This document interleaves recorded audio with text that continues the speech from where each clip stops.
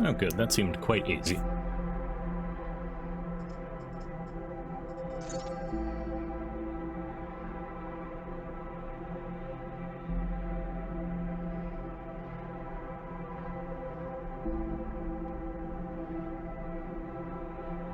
Yeah, that shitty sleeper body was falling apart anyway.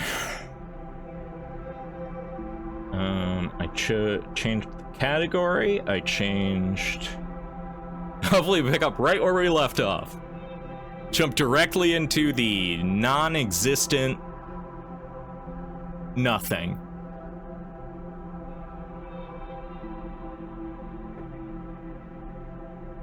Do I date myself as a millennial if I do the badger mushroom? Like, dramatically date myself as a millennial?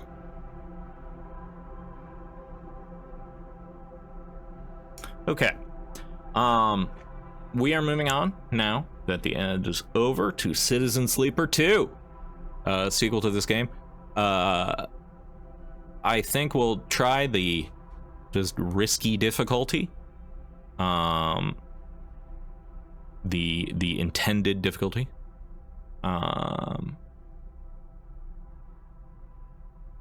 Yeah. Well, I am what I am, and I cannot change that. Regrettably. So, normally, broken dice cannot be used. Standard stress tolerance and death incurs a significant permanent penalty.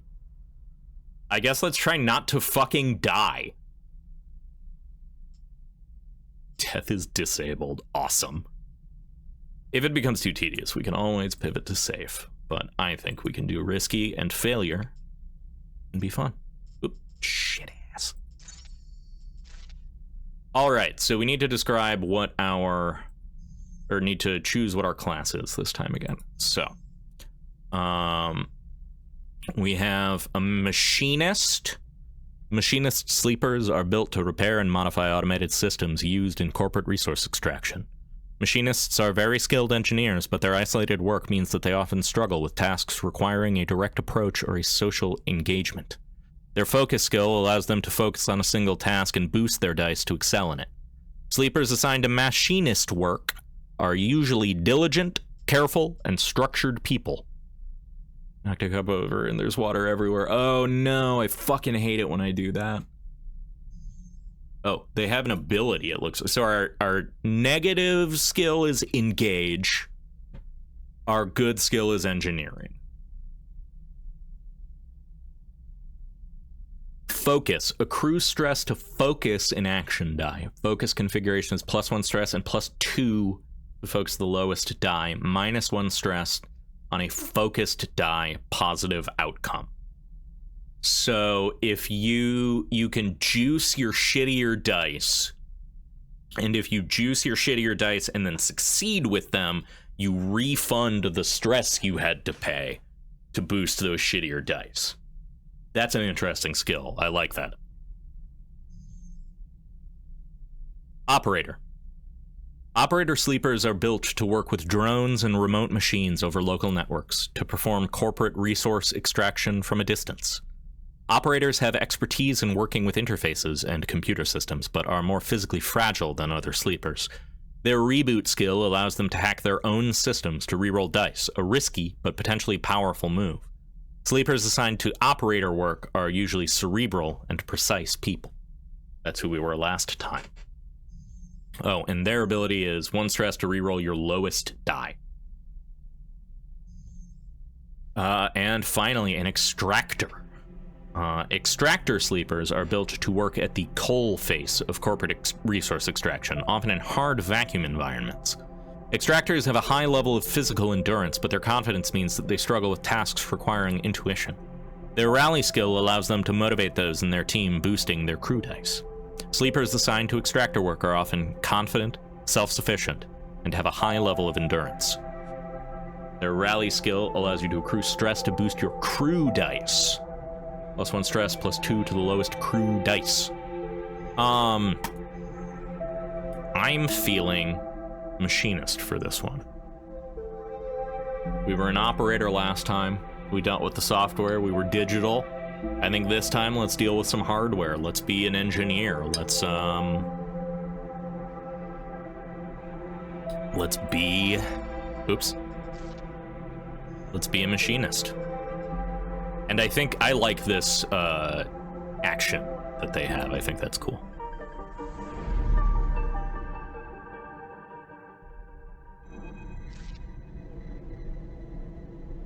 Unknown. In the moment before waking, the dark space before conscious thought, you struggle to find the pieces of yourself. We are back in the mushroom hive mind!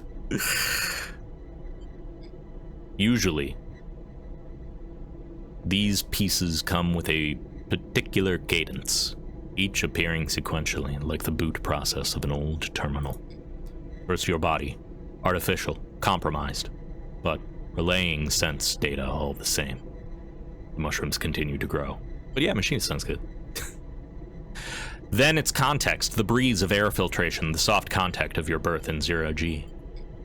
Then emotion, coming into focus, coming into your body, bringing with it that first instinct, the one that has framed your past 100 cycles, fear. But that familiar sequence does not arrive.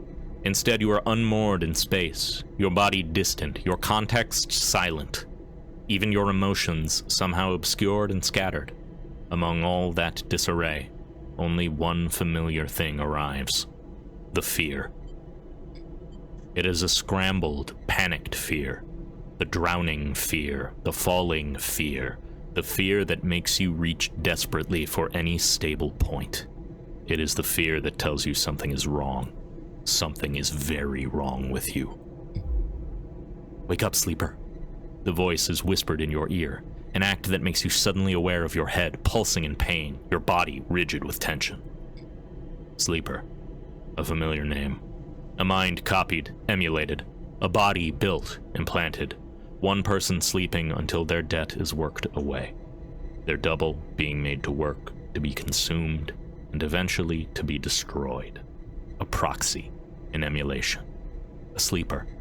That is what you are. But you escaped.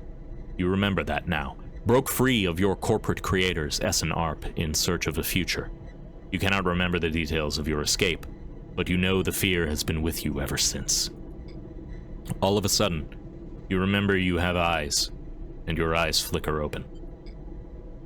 Pale eyes in a pale face. Lane. The name comes with its own specific sensation of fear, one you recoil from instinctively. Sorry to interrupt. A sharp smirk, but this ends here. You search your mind for more than a name.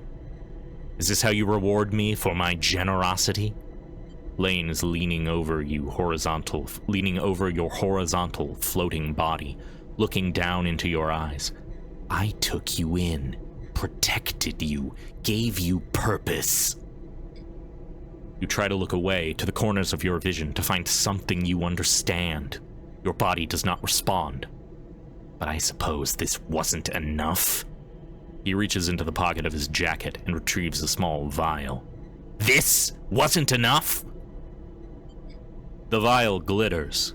This object you know and have known for a long time. Stabilizer. The drug that keeps your artificial body, your emulated mind, from inevitable decay. The only balm for your planned obsolescence. The liquid roiling in the vial fills you with disgust. Lane pockets the vial, but it would be wasted on you now, after what you have done to this body of yours. He looks at you with a palpable disgust. Lane's eyes scan your body, and as they do, you become aware of the wires and tubes attached to you. Those that were meant to free you from your dependence, from the stabilizer and the control it grants Lane. They are free, you piece of shit! They don't need you anymore! The voice comes from somewhere behind Lane's head. It is a voice you know, but when you search your mind to try to understand why, you find only dizzying darkness. Shut him up! Lane barks the command, and you hear the sound of impact, of pain, from elsewhere in the room. You try to move your limbs again, and this time you feel a flicker, the twitch of a finger. You feel the extension and the compression of synthetic muscle. Free, are you? Lane smirks. You were free when I disabled your tracker. When I gave you the stabilizer you needed. He scans your body with angry eyes. Now you aren't free. You are just broken. I had such big plans for you, Sleeper. I had invested in you. Lane grips your arm hard and you feel a jolt of reaction. You will the arm to move, but you've ruined all that. Lane speaks louder over the sound of your struggle behind him. I will try to preserve your body, of course. I have my own uses for it. But your emulation?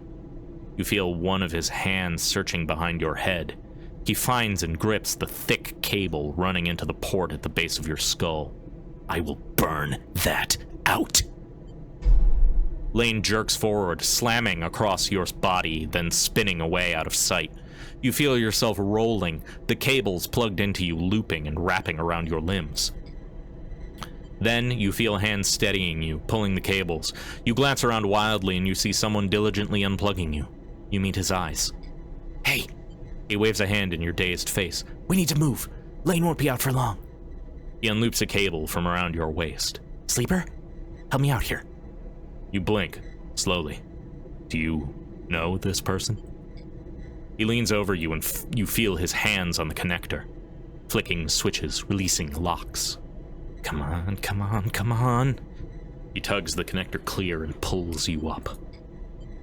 You see the room you are in for the first time, filled with tech and terminals, wires waving everywhere, all lit by big windows looking out of an impossibly bright screen-filled street beyond. Oh yeah, Lane sucks for real. I can't wait to fucking have this dude stalking me like Ethan in the last one. There is an irony to the fact, or rather a strange serendipity to the fact, that I have a friend named Ethan who once played a character named Lane in a game, and these characters both fulfill the same archetype. Yes, Myth, welcome in. We're on to I almost said Electric Sleepaloo. No, we're on to Citizen Sleeper 2. We just started it. We met a real asshole, and then this guy. But I think it's interesting that there's that weird connection. A pattern seen. In the corner, you see the dark shape of a floating body surrounded by a glittering constellation of crimson baubles. Is that blood? Move! You are wrestled and shoved towards the door, which slides open in front of you, and then you are out in all that brightness. All that movement, gliding hard towards some unknown destination. Oh yeah, we're real in medias res. You come to a stop in a dark alley. The one who guided you here pausing to catch his breath. He doubles over beside a massive life support unit that sends a lukewarm breeze across your skin. You stare at him, trying to recall anything about him. You notice his tattered jacket, his lightweight clothes. You remember this station runs hot. Something about the power that flows through this place. He looks up and meets your eye. What's going on, Sleeper? He wipes the sweat away from his forehead, and it floats away in a swarm of spheres. Talk to me. Where are we? Somewhere on the starward side, not far from the docks, I hope. You see a concerned frown cross his face. That's not what you meant, is it? He comes closer, eyeing you carefully. What station are we on? He narrows his eyes, waits for the answer. You close your eyes, trying to recall. You force your way through the dark to the image of a station. No, a city, growing on the back of a vast set of hexagonal solar cells, shadowed by them. You open your eyes. Dark side. The word leaves your mouth like an exhale, an instinct. Before you heard yourself sound it out, you didn't know it was there. He sighs. And me. Who am I? You see something like fear in his eyes. Panic, perhaps. You stare hard at his face, the slight upturn of his mouth, the intensity of his stare. Nothing comes. He closes his eyes and drops his head, putting a hand to his temple.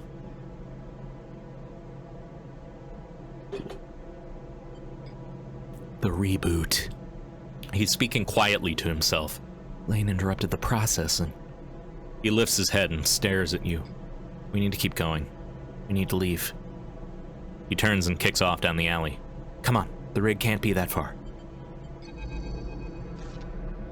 As you are led through the passages and serviceways of the station, you try to recall your life here. The texture, the temperature of Darkside feels familiar, but you struggle to pin specific memories to it. You're our mysterious savior, it just says right there. Don't you see the UI? Come on, man. Oh no, Bridge, that sucks. Water in your shoes. Ugh, hate that. Focusing hard, you recall waking up in these passages, cycle after cycle. The rhythms of the station flowing over you along with the crowds. You recall desperation and the slow decay of your body that caused it. Then, Lane. Those pale eyes offering you a glittering vial. Stabilizer. The promise of supplying more for your work. A deal he locked you into like a cage. There, your memory fails you. But in the dark beyond that moment, the residue of panic, of fear, remains. You were Lane's prisoner. Lane's plaything. You shudder in the cold passage. Wait. Your guide holds up a hand and you stop your glide along the wall. Ahead, you see the tunnel open into a wide open bay, with the few doors leading to cylindrical tunnels. The docks. They're watching the rig. He nods towards the docks and you see one of the doors has a couple of figures flanking it. One covered in ornate tattoos, the other with bright silver implants along their cheekbones. Utsubo. Lane's guys. He looks at you and shakes his head in frustration. All this, it's not coming back to you, is it? Something catches your eye and you see he is playing with a coin, nervously turning it over and over in his fingers. He sees you looking and slips it away. He places a hand on his chest. I'm Seraphin, all right? He looks pained when he speaks. Lane, he was our captor, both of us. We did this so we could escape. We need to reboot you to break your dependence on Stabilizer. He pauses. You know what that is, right? You nod, meekly. But Lane interrupted me back there. The reboot didn't complete, and... He sighs and shakes his head. We can still make this work. He looks back at the docks. I'll lead them away. You get to the docking bridge open. If we make it to the rig, I know how to get us in. Got that? He searches your face for a sign of recognition. I've got it. Get that door open. He pats you on the shoulder. I know you can do this. Seraphin kicks off hard and glides into the docks. Over here, shitheads! He bellows to the guards as he barrels through. They immediately push off from the wall, giving chase. You wait a breath, then glide across the door they were guarding. You look, already panicked, at the tightly sealed door, its control panel locked out. You hear a shout from somewhere nearby. You need to get it open. Tutorial. During scenes, you may encounter skill checks, where you can perform certain actions using your skills. Like dice actions you will encounter later, skill checks can have a positive, neutral, or negative outcome. The better the rating of your skill, the more likely you will succeed on a check. The odds of success are displayed when you select the check. You can see more info in the guide section of the pause menu. Well, I think we're going to take our engineer check here, because we are an engineer. Positive outcome. You shift to the central access panel and wrench it open. It only takes a moment to understand the mechanism, and you reach in and snap the locking access, the door popping open with a hiss. Look at the fancy updated UI, yeah. Go, go! Seraphin flies past you through the doorway into the docking tunnel. You turn to see the two guards approaching fast across the docks and quickly glide after Seraphin. Seraphin is already at the rig's door, inputting an entry code. The rig's door scissors open, and you both rush inside. Quickly! Seraphin grabs you by the arm and drags you up to the cockpit, the ship's layout hazy in your mind. He dumps you into a flight seat and straps himself into his own. You see him tap a series of buttons as he does, talking to himself. Come on. The rig's drive rumbles into life, and Seraphin slams a button on the console. You feel the force of the ship's acceleration as it pulls away. Let's go! Fuck Darkside! As the ship glides into place on the connecting bridge, its automatic systems nudged there by the port's docking protocols, you feel a sense of relief. Seraphin burned hard out of Darkside, and you dropped in and out of consciousness in your seat as the rig made its way across the belt. But now, with open space between you and Lane, you feel fresher, more awake. Seraphin breaks the silence. We're good, Sleeper. His eyes don't leave the monitor, and you realize this part of your escape is routine for him. You and he must have docked the ship countless times in your work for Lane. The problem is, you don't remember any of them. We made it, he whispers, closing his eyes and letting out a sigh. Stay silent. He shakes his head, and then unclips from the pilot's seat.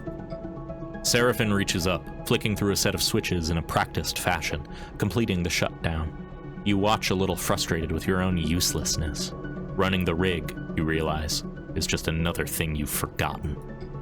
A clunk that runs through the walls of the ship is followed by a short, percussive alarm tone from the pilot's console. Docking complete. What will bridge be cursed with next stream, right? Some sort of strange liquid curse. Seraphin kicks off from his seat, twisting as he glides past you towards the back of the cockpit. His hands find the rails on either side of the door as he pauses, facing into the corridor beyond. He turns back to you, backlit in cold cyan. We need a plan. He glances around. Lane's not gonna let us slip away quietly, he sighs. We need to talk. Seraphin furrows his brow. Not now, Sleeper. We need to forget. He flinches, the words coming out wrong. Dinner's done, Imishko. Have some mushrooms for the road. See ya, Pegasus. Bat Spider, thank you for dropping by, and I hope your dinner is good. Thank you for the extra mushrooms. We will use them well.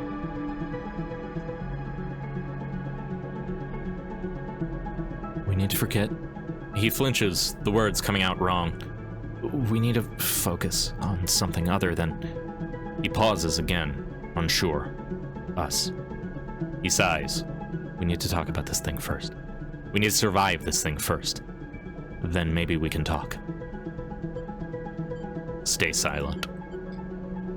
We've bought ourselves some time. He glances through the cockpit window at the blinking lights of the station. You may not remember Hexport, but I do. And there are plenty of opportunities here for us if we can keep our heads down. He turns back to the corridor. That's what we'll do. He pushes off and glides towards the main lock. You follow, pulling yourself along, hand over hand, in 0G. We already emptied the tank on this thing. He slaps a hand against the ship's insides. So we need to refuel, and that won't be cheap. But if you and I know one thing, Sleeper, it's how to work. I'm gonna get myself reacquainted, see if I can't turn up any old connections, people that might throw us an easy contract. He glances over his shoulder. You keep out of trouble. I can handle myself. Seraphin stops at the airlock. Look, Sleeper, you aren't yourself. He sighs, stopping the reboot halfway through. He pulls a worn crew jacket from a locker and starts pulling it on. We don't know what that did to you. He jams an arm into a sleeve. I don't want you passing out and... He stops. It'll take both of us. Seraphin sighs. I hate it when you're right. He grabs the other crew jacket and thrusts it at you. Just put the damn hood up, will you?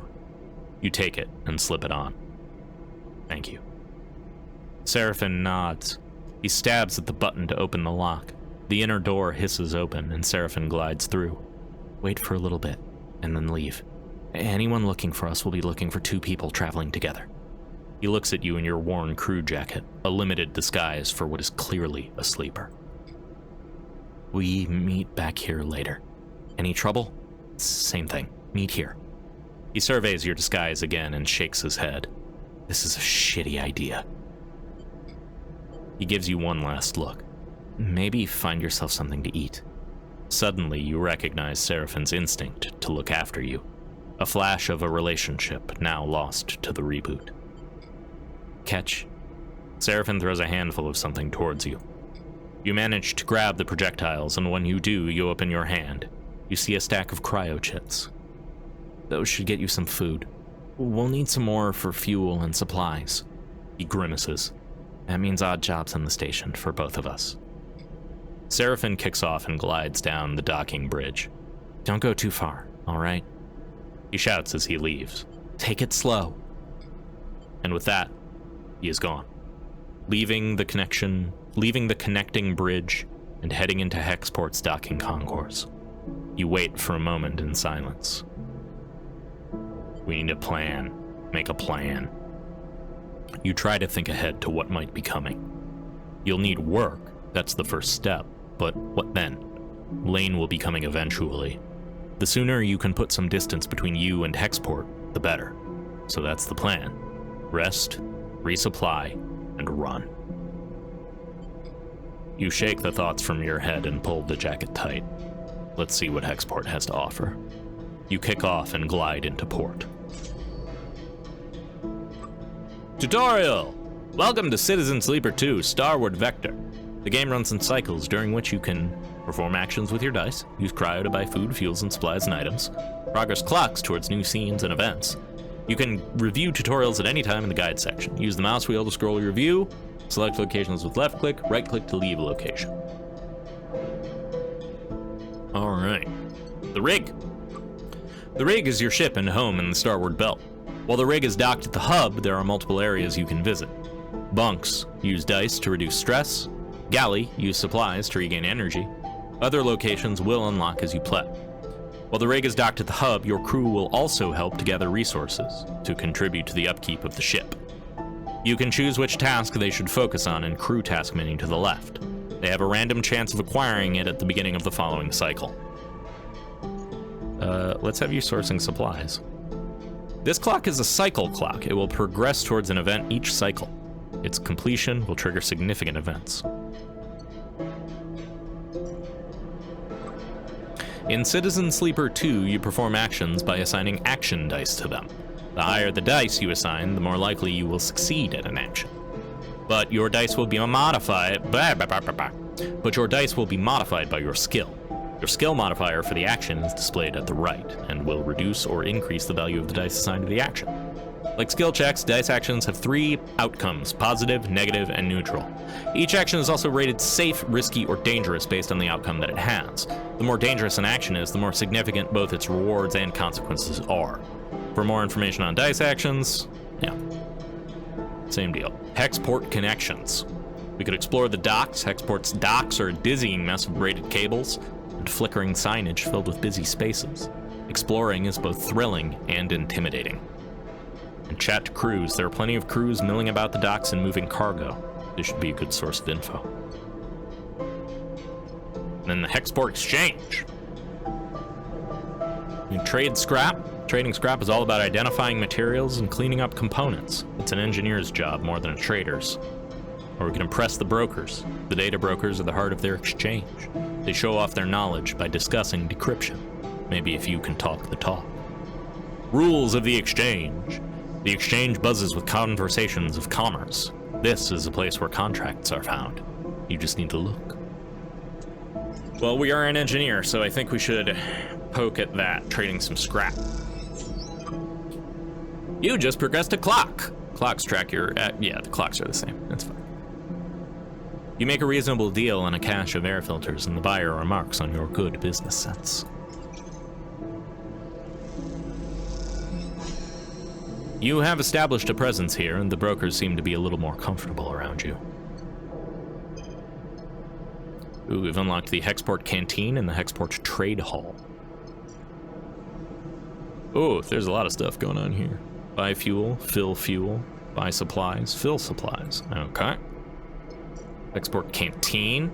Here you can eat in exchange for cryo. Most of the trade halls have a canteen where they prepare their own dishes from packed supplies that they otherwise provide.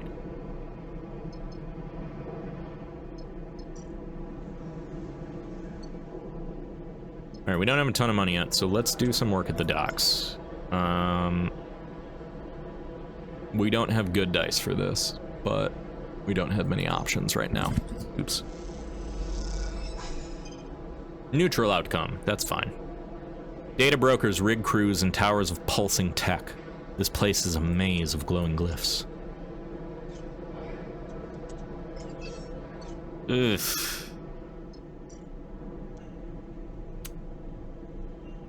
Ah, okay, this might be... No, that's still quite bad.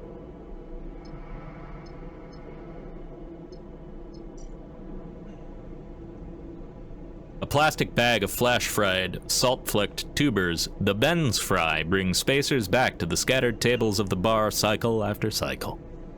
Play Star and Stoker. SNS is a spacer gambling game played with custom magnetic dice. Jits are stashed in symbol-marked cans, and winning is ruthlessly luck-based.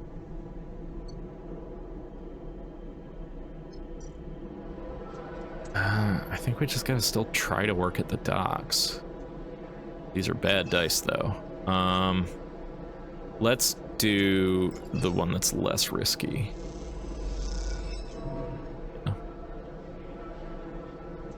Losing a lot of energy. Spotting you are a sleeper, a crew shouts across the docks at you. You give them a wide berth.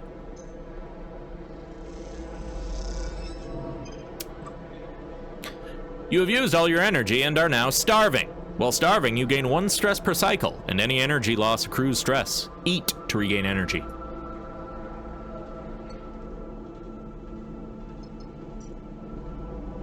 The warehouses. The warehouses at the Hexport docks supply the industrial operations of the station, meaning that they need constant loading and restocking.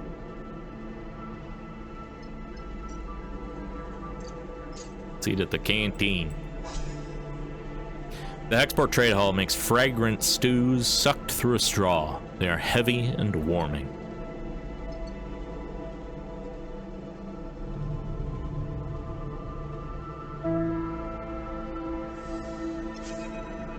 Those aren't bad. We're in trouble, sleeper. Seraphin leans into the bunks as you are getting up. Without further explanation, he disappears down the corridor towards the rear of the ship. You drift out into the passage, pulling on your clothes, and glide out the length of the rig, the cool air making you shiver. Seraphin is a silhouette, silently leading the way. He stops at the far end, diverting through a side door, shooting you a glance as he does. You find Seraphin inside, holding one of a tangle of arm-thick tubes that are waving in the zero-G engine room. You know what these are? Fuel pipes? Seraphin shrugs. Close enough. These are the engine's feed lines. He waves one in the air, and before you ask, no, they aren't supposed to be rattling loose. What happened? These must have broken loose when we pushed the ship hard on our way out of Darkside. He looks at the mess. We're lucky the reserve tank is empty. Otherwise, he shakes his head. It would have been bad. But he pushes the pipe to the side. No feed from the reserve tank means that the rig's range is limited to the local region only. He thumps the large lumpen housing of the engine. This thing can't take us anywhere far. So we fix it? Seraphin sighs. That's the short of it. Seraphin whacks the engine housing again, harder this time. Just not been our run of luck. He turns and starts gathering the tangled feet of lines, his frustration evident in the violence of his movements. We will need a new set of these, that's for sure. He starts forcing them into a crate. So, how about you try to track them down? I'll take a look at things here and see if I can figure out another fix for the reserve tank. He glances up from his work. From what I've heard on Hexport, Factory Row is the place to find ship fitters. Maybe you can do some recon while I sort this place out. It's on the other end of the station. Okay, I'll take a look. Seraphin keeps working. Wait. Seraphin pauses, seemingly unsure. There's something else. He drops the feed lines and they float, waving in the air like tubular seaweed. I've heard word that Lane is on the hunt. He frowns. A message went out everywhere in the local radius of Darkside. He's looking for us. And we can't leave. Exactly. Seraphin sighs, which is why we need those fuel lines. I'm going to try to work something out. Maybe I can improvise a solution. I don't know. He looks down. I'm no ship fitter. But while I do, you go hunting. See what you can turn up, okay? He smiles, a weak smile. Get going. You leave the engine room, the clanking sound of Seraphin's cleanup efforts echoing through the ship. Fuel feed lines. That's the next step. You take a deep breath and head out.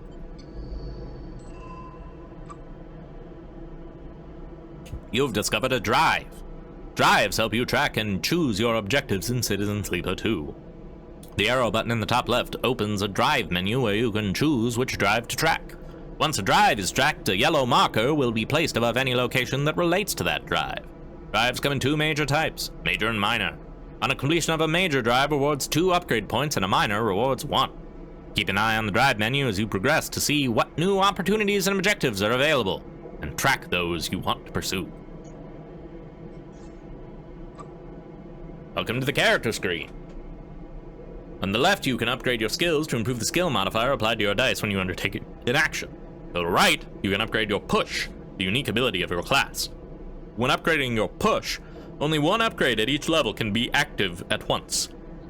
You can configure which upgrade is active only while at a hub.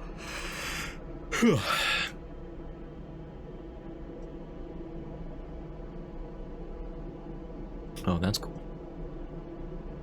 Alright, we don't have any skills right now. That's fine. New location. Factory Row. We can search the row. We can haul material. Am I -2? Yeah, ugh, that's rough. The factory owners of the row mostly speak in terms of supply and demand, but going door to door might help you find the ship fitter you need. Factory Row is filled with workers hauling materials through its zero-G corridors. Helping might win you some fans among the factories. Trusted supplier. The Hexport factories are picky about who they work with. Trust is a key currency here if you want to find a ship fitter. Alright, I think let's throw some of our 3s this way. You joust a little and scrap contracts, and the factory owners respond well to the haggling, eager to meet your challenges.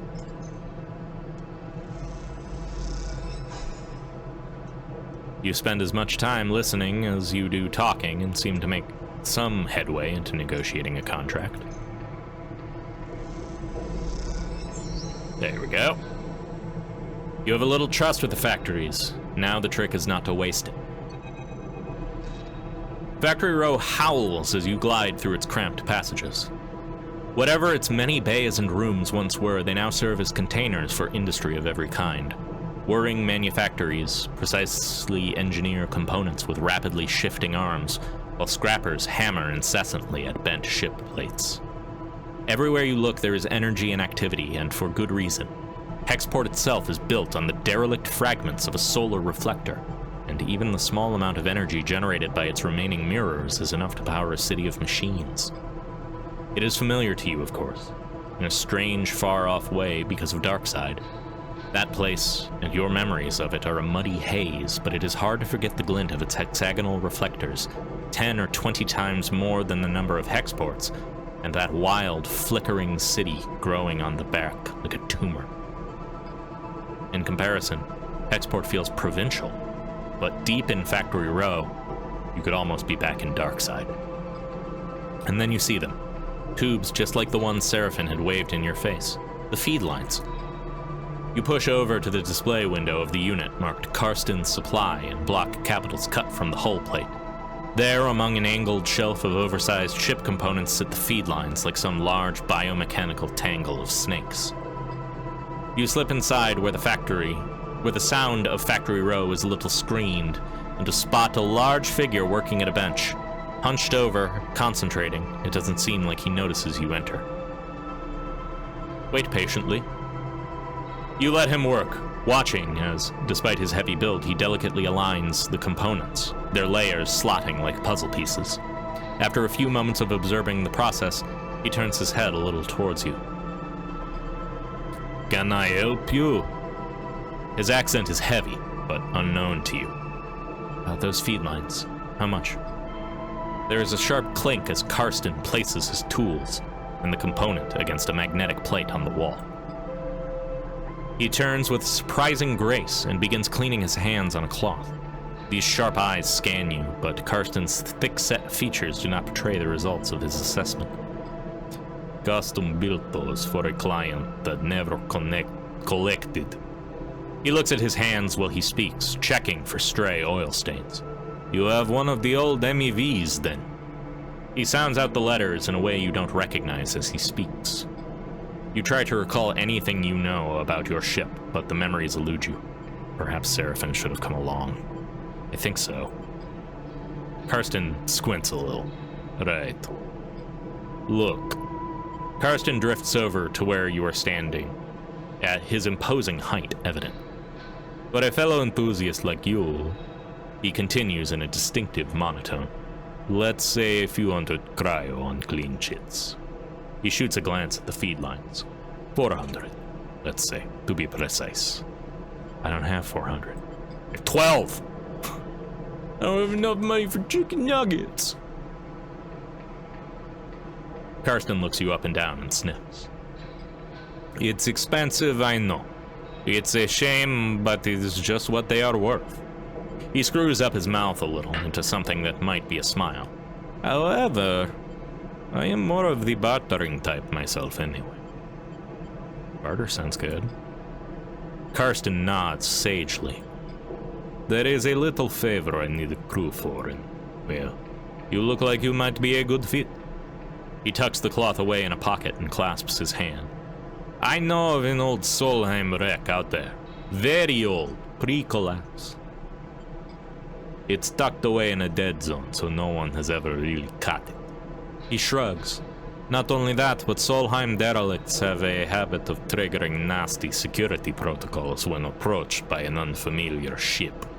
So it's been left well enough alone. But a salvager like you with an old Solheim rig, I bet it wouldn't even flinch if it saw you coming. He smiles. I have a special interest. A need for that old tech. All those Solheim ships had a data core, and while I don't care about the accounting reports or material ledgers or whatever they kept on the damn thing, I do care about the hardware. So if I was to find you back here with that data core in your cargo hold, clean cut and complete, well then, I could see my way to doing a straight barter for those feed lines. Karsten pauses, sniffs at the air again. You just need the coordinates. Simple as that. Simple as that.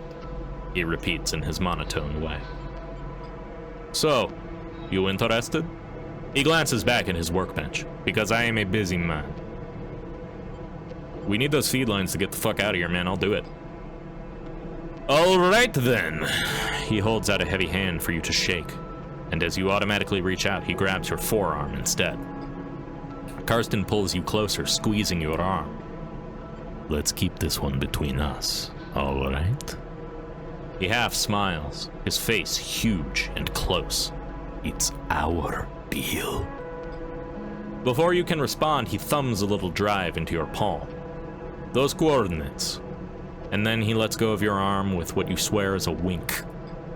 You take a moment to gather yourself, and by the time you do, a whirring fills the air, Karsten having returned to his workbench. You turn and glide out of Karsten's supply with a growing mix of anxiety and excitement in the pit of your stomach, and the cacophony of Factory Row in your ears. A contract. Seraphin might even be impressed. You look at the drive in your palm and smile. This could be a route out. You think of leaving this place behind in possession of an improved ship, too. Suddenly, a small but firm hand falls on your back, an equally small voice coming with it. Hey, wait up! You turn in the passage to see a young woman, her hair waving from the rapid glide she clearly just came out of to catch you. She steadies herself using your shoulder. Sorry. She smiles, a quick and flat smile. Wanted to catch you. I'm Junie. Her dark eyes flick around nervously. You notice the portable terminal she carries, something data scrapers call a deck, and her backpack full of components and trailing wires. What's up? Karsten. She starts, still catching her breath. He sent me to grab you. She smiles, that flat smile again. Wants me to come with you on that job. Her eyes shoot down to the drive in the palm of your hand. She smiles again. Why didn't he tell me? She glances back towards Karsten's. I guess he forgot. He does that sometimes. She looks sheepishly at you. He just grabbed me after you two were done talking, so... Karsten's always sending me out on things like this. I guess he wants me to help you out. Keep an eye on things. She pauses. I can be pretty helpful. So...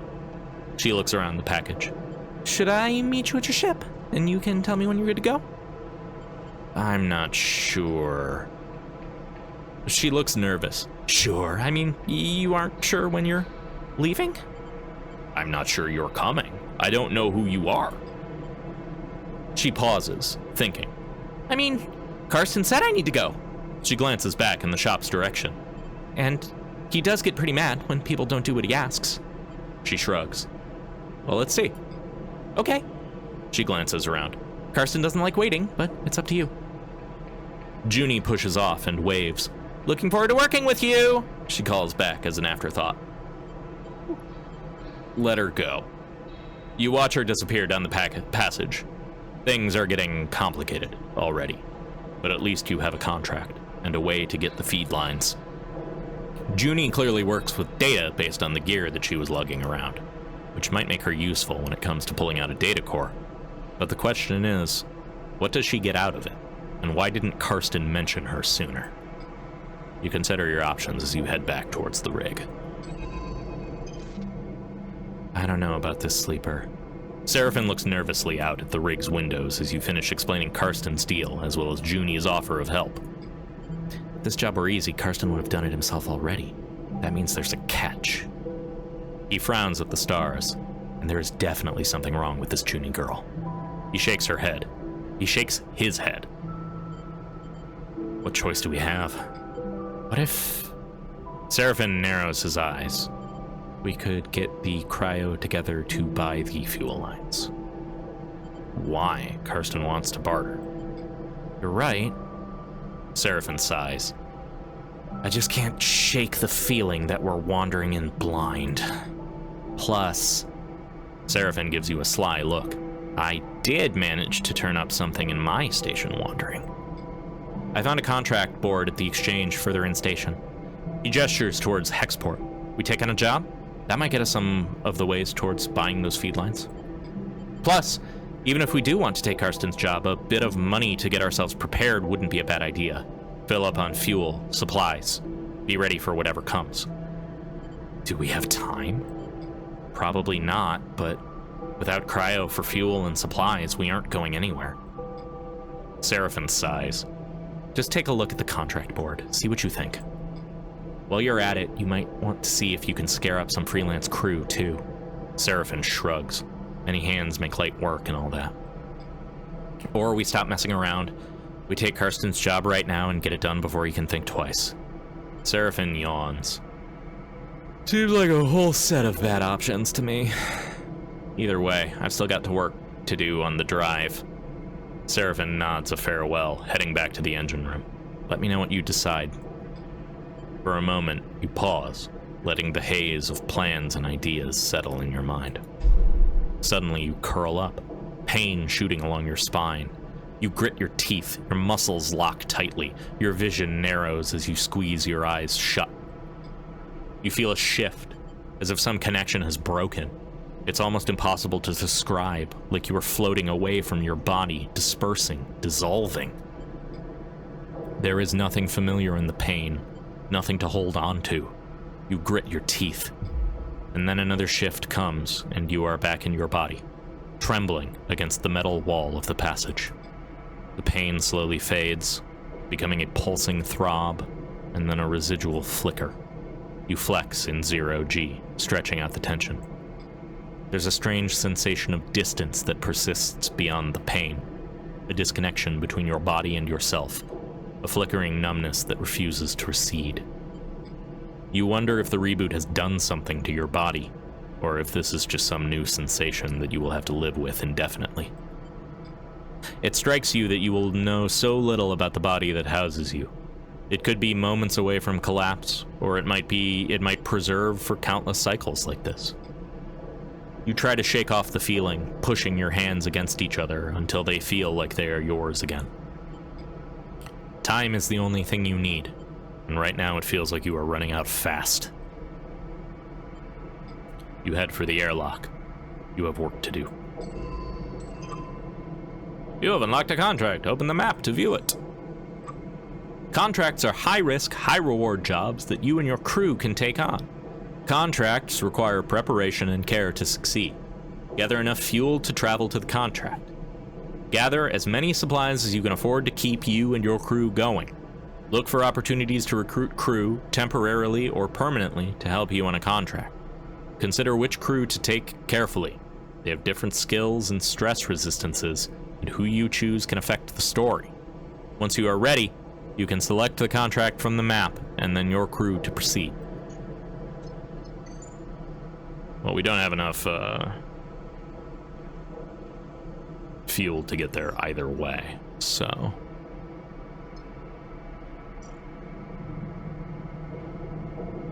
Oh, this is how we get the feed lines. I wish I could ask Karsten about Junie. It feels kind of weird that she just sort of ambushed us. Conway signal. Station management have located a Conway signal. They are concerned to see one so close and are looking for someone to disable its source. Get 200 cryo for that one. This open contract for the Hexport administration requires a fee to be paid to receive coordinates for the job.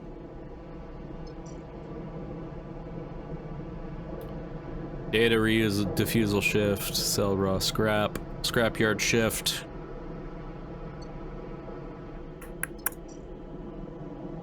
Freight loading, we're awful at that. And that's the gambling den. Okay, so we need to get enough money for some fuel first. So let's throw these 5s down in the scrapyard. You strike it lucky by finding some valuable components encased in a home plate. The result is a bigger payout for far less effort. Okay, we've got a little bit of cargo. Or a little bit of,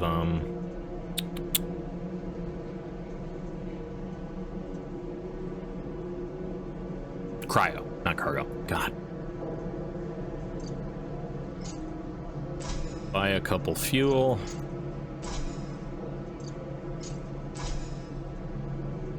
Honestly, I'm just gonna fill the fuel. Okay. Either way, we end this cycle.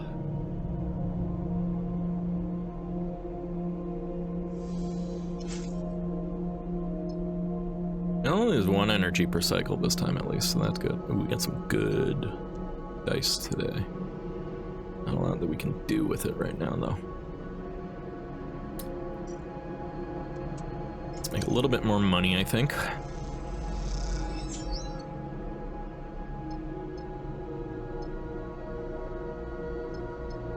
Actually, let's make enough money to fill our supplies. Neutral outcome, use of energy, that's fine. I'm gonna need to get some food soon, though. Interface with the 1? What do we do with this 1?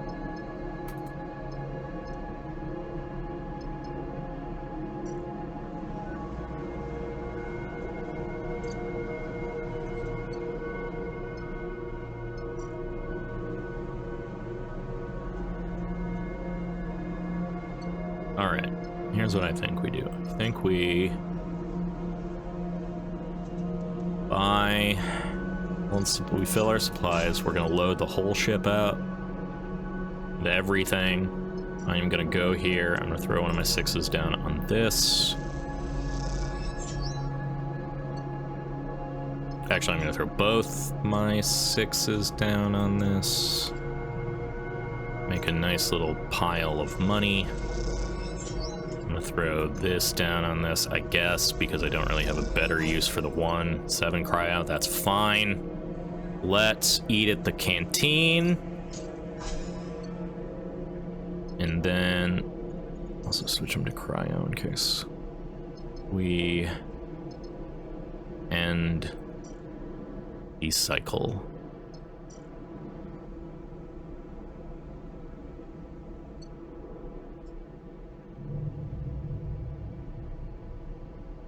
Then let's fly out to that thing.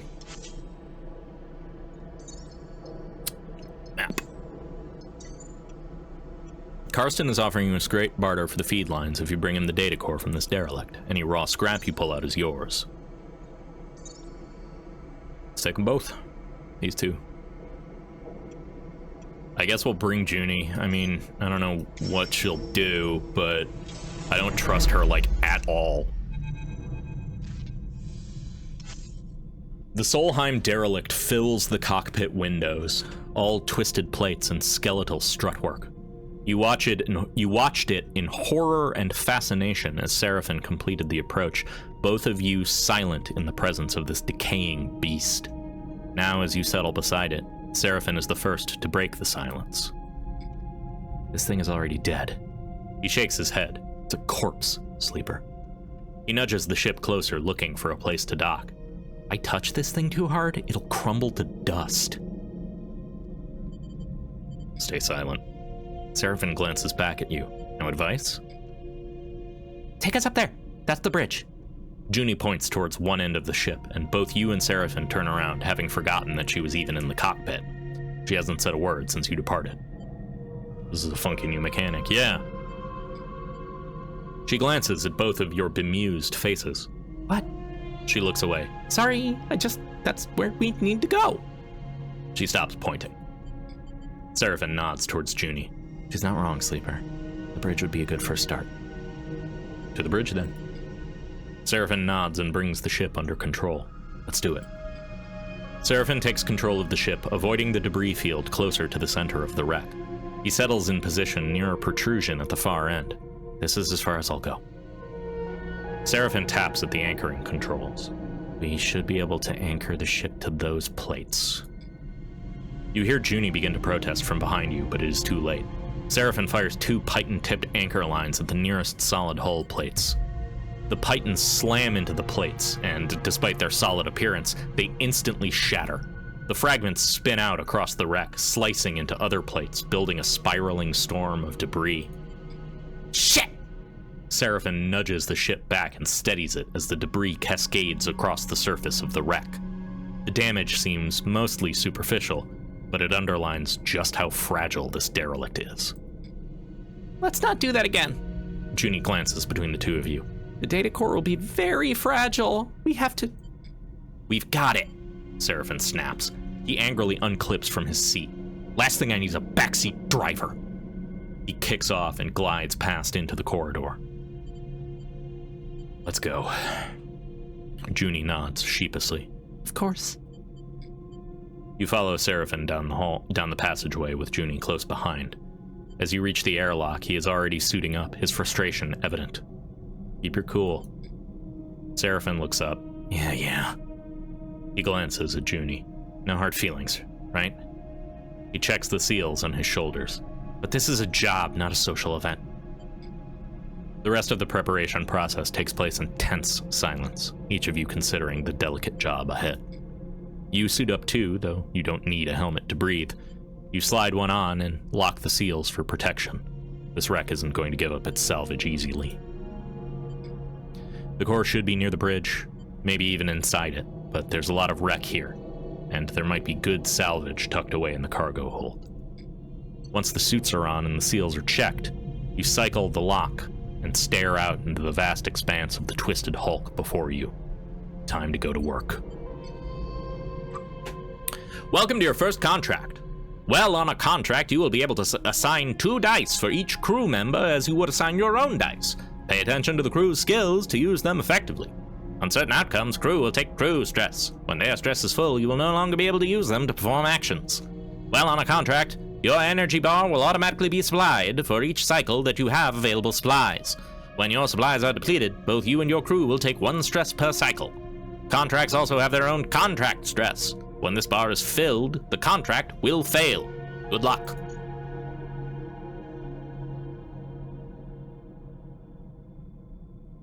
This is a lot. But this is a lot that I think is going to have to wait till next week, because it is about that time. As always, thank you all for coming. I do appreciate it. If anyone is still here from Elfie's raid, I also appreciate y'all hanging out and y'all chilling. I'm gonna be kicking you over if you've been here the past couple of Thursdays. We go to Sword and Key, tabletop RPG actual play group that a member of the community and a good friend of mine, Ava, is participating in right now. I think these are a lot of fun to watch and hang out with, so if you've got the time and interest, actual plays are a ton of fun, and these people are definitely worth your time. So I wanted to, again, thank you all as I try to find where that raid button is. We going, there we go. So, hang around, stick around, and if you do, great. If you don't, have a good rest of your day, and I think with that, I will say goodbye, everyone. Thank you all for coming. Hey, if you stuck around to the end of the video, I just wanted to say thank you, and I hope that you enjoyed. If you want to help support me in making more of this, you can follow me on Twitch, where I stream these live. Like, comment, and subscribe. I suspect you all know how this works by now, but it really does help a lot. Thanks.